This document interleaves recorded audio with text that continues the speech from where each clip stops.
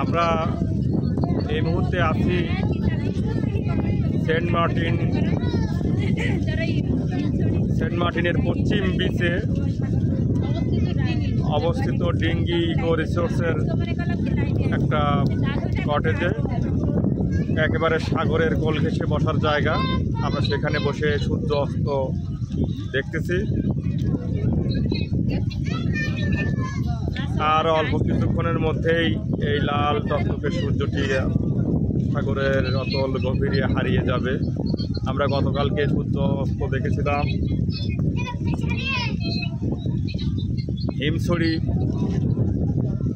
হিমছড়ি বিচে, সেখানে আমরা সূর্যাস্ত গতকালকে দেখেছিলাম। দেখতে দেখতে সূর্যটা কীভাবে যে সাগরের গভীরে একেবারে অতল গভীরে ডুবে গেল আমরা বুঝতেই পারিনি। খুব অল্প সময়ের মধ্যেই সেটা হয়ে গেল। এখন আজকেও সেই রকম একটা মহেন্দ্রক্ষণে আমরা আজকে বসে আছি এই সেন্ট মার্টিনের ডিঙ্গি ইকো রিসোর্সের পাশে ছোট্ট একটা বসার জায়গায়। সেখান থেকে আজকে এই সূর্য অস্তটা দেখবো আমরা দেখছি এই সূর্য অস্তটা দেখার জন্য আজকে এই সেন্ট মার্টিনে যত পর্যটকরা আসছে তারা বিভিন্ন জায়গায় বিভিন্ন পয়েন্টে দাঁড়িয়ে এই সূর্য অস্ত দেখার জন্য সবাই অপেক্ষা করছে। দেখতে পাচ্ছেন খেয়ালগুলি দেখা যাবে যে এখানে পর্যটক আসছে বিভিন্ন দিক থেকে। আমরা একসাথে আজকে যে শিপটাতে 12 আউলিয়া নামক একটা শিপে এখানে আজকে এসেছি। এই শিপে প্রায় 2,500 একটা শিপে আমরা এসেছি। আর কিছুক্ষণের মধ্যেই সূর্য অস্ত যাবে। সূর্যটা আস্তে আস্তে লাল হয়ে যাচ্ছে। তো দেখতে পাচ্ছেন সূর্যটা কীভাবে অস্ত যায়, লাল হয়ে গেছে সূর্য আবহাওয়া, একেবারে ডিমের কুসুমের মতো হয়ে গেছে। অনেক পর্যটকরা আসছে আজকে এই দেখার জন্য।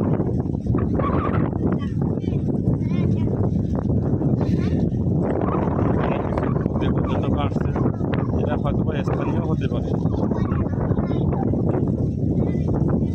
আমরা দেখি সূর্যাস্ত কীভাবে হয়, সাগরের গভীরে কীভাবে সূর্যটা হারিয়ে যায় সেটাই আমরা দেখি। ছোটোবেলায় এক সময় আমাদের যখন আমরা প্রাইমারি স্কুলে পড়ছিলাম সে সময়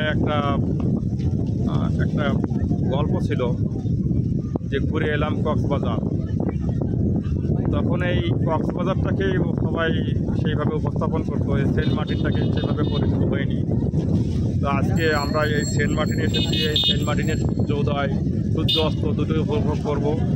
আজকে সন্ধ্যায় সূর্য অস্ত হচ্ছে, আমরা সেই সূর্য অস্ত দেখার জন্য ধারণ করতেছি আমাদের ছোট্ট ক্যামেরায়। এই সূর্যটা আস্তে আস্তে কিছুটা লালের কিছুটা অংশ, উপরের দিকে কিছুটা অংশ হলুদ কিছুটা আছে, নিচেরটা আস্তে আস্তে কালো হয়ে যাচ্ছে। ছবিতে দেখা যাচ্ছে, বোঝা যাচ্ছে আস্তে আস্তে সূর্য ডুবে যাচ্ছে। এই দেখেন খেয়াল করলে বোঝা যাবে সূর্যের কিছুটা অংশ, নিচের কিছুটা অংশ লালছে আর ওপরে কিছুটা অংশ হলুদ হয়ে গেছে। এই আস্তে আস্তে সূর্যটা আস্তে হারিয়ে যাবে সাগরের গভীরে। সূর্যটা আস্তে দেখতে দেখতে সূর্যটা সাগরের মধ্যে ডুবে যাবে। অনেক পর্যটক আছে এই সূর্যটা দেখার জন্য। অনেকে ছবি উঠাচ্ছে, বিশেষ ক্ষেত্রে এই সূর্য অস্তের ছবির সাথে নিজের ছবিটাকে রঙিন করে রাখার জন্য। দূরে এই সেন্ট মার্টিন পশ্চিম বিচ থেকে আরও একটু দূরে দেখা যাচ্ছে বেশ কিছু পর্যটকরা এখানে আছে। আমি একটু জুম করে দেখানোর চেষ্টা করছি। এই যে দূরে যে বীজটা দেখা যাচ্ছে, এই বীজটা এখানে আমরা সেটা জানতে পেরেছি এই বীজটার নাম হলো দারুচিনি দ্বীপ। এই দারুচিনি দ্বীপ নাম পরিচিত এই দ্বীপটা এখানে মূল ভূখণ্ড থেকে আরও একটু দূরে। এখান থেকে ট্রলার যোগে 100 টাকা আসা যাওয়া খরচ দিয়ে আপনি সেখানে যেতে পারবেন। এই যে সূর্য অস্তটা দেখে আমরা সূর্য অস্তটা আস্তে আস্তে সূর্যটা ডুবে যাচ্ছে। আগে বেশ কিছুটা সূর্য দেখা যাচ্ছে না, এখন সূর্যের অনেকটা অংশ আভা অল্প একটু দেখা যাচ্ছে। এটুকু আর থাকবে না, অল্পক্ষণের মধ্যে হয়তো বা সূর্যটা আমরা হারিয়ে ফেলবো আমাদের কাছ থেকে।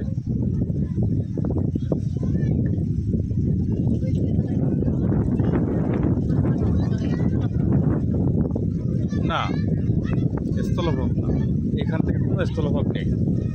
এটা বঙ্গোপসাগর রয়েছে, এরপরের থেকে কোনো স্থলভাগ নেই। এরপর থেকে মনে করো যে আরব সাগর, তারপরে না আরব সাগর, সরি ইন্ডিয়ান ওশান, ঠিক আছে। এক পাশে শ্রীলঙ্কা, এক পাশে তোমার এই পাশে যে পোর্ট প্লেয়ার যেটা আন্দামান দ্বীপপুঞ্জ, ঠিক আছে। আর তারপরে আরব সাগর, আর ওই পাশে হলো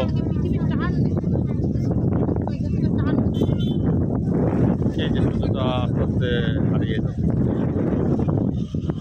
সুন্দর দৃশ্য, এই দৃশ্য চোখে না দেখলে আসলেই বিশ্বাসই করা যাবে না কত সুন্দর করে সূর্যটা আস্তে আস্তে ডুবে যাচ্ছে, হারিয়ে যাচ্ছে। আর আগামীকালকে সকালে আবার আল্লাহ যদি আমাদেরকে হায়াতে ফিরিয়ে আনে, তাহলে হয়তো বা সূর্যটাকে আমরা আবার দেখতে পাবো। গতকালকে এরকম একটা মুহূর্তে আমরা হিমছড়িতে ছিলাম, সেখানেও আমাদের ক্যামেরায় ধারণ করা আছে। কীভাবে সূর্যটা আস্তে আস্তে আস্তে আস্তে সাগরের গভীরে তলিয়ে গেল।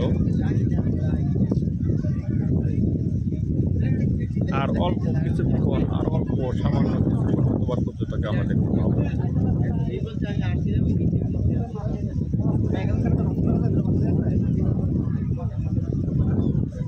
সূর্য অস্ত প্রায় শেষ।